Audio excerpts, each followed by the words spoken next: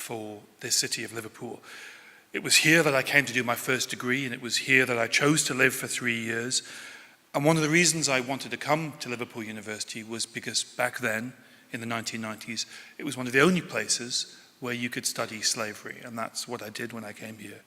And it was an important and pivotal moment in my life.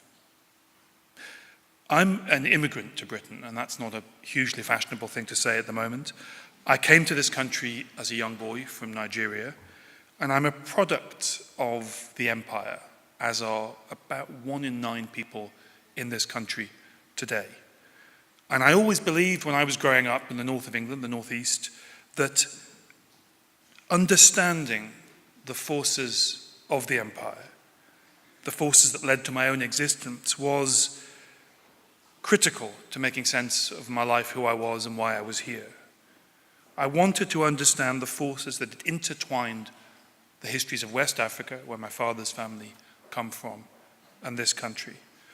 They're the same forces that helped build this city, that helped pay for the docks that we're in at the moment.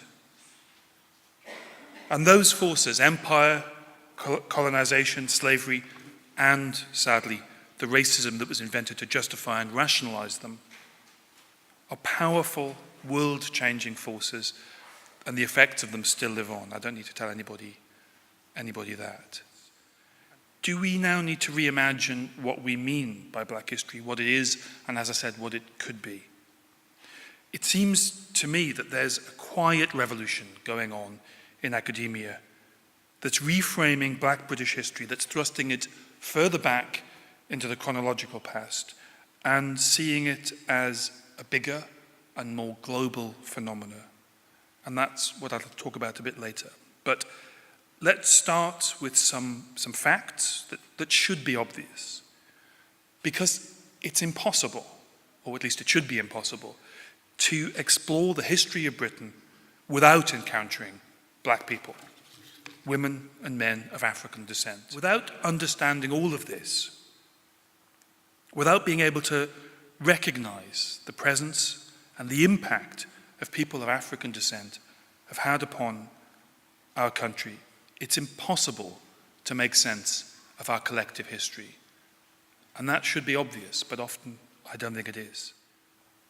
In my view, and this is a personal view, we've been doing the same thing for too long, and at times we've been talking to ourselves. So, for example, Black British history, in my view, again, has tended to focus too much on the story of settlement. Now, I'm not saying settlement's not important. I'm not saying it's not interesting. I'm an immigrant. I settled here myself. I'd love to see more academic work done about what it was like, for example, in the 1960s when my father came here from Nigeria. But I think I'd rather see Black British history become part of mainstream British history. I'd rather see popular books that sold.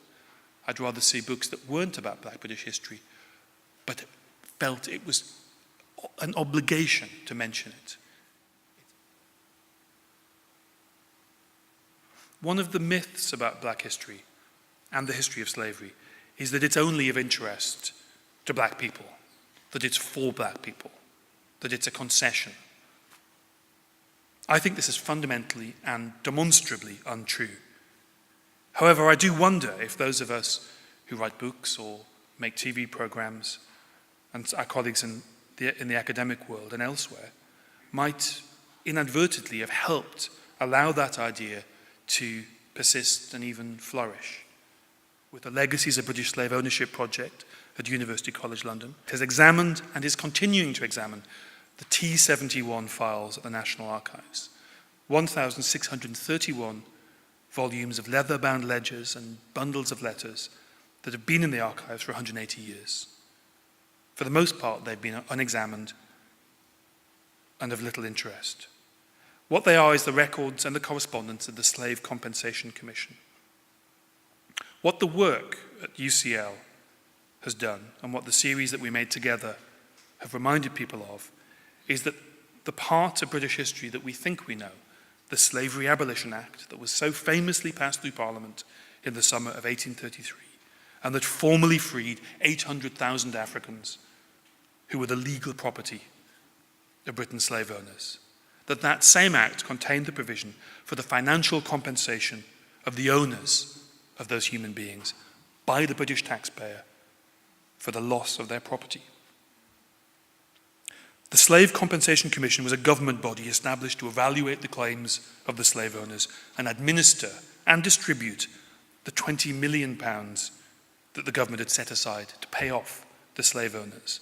That sum represented 40% of government spending for the year 1834.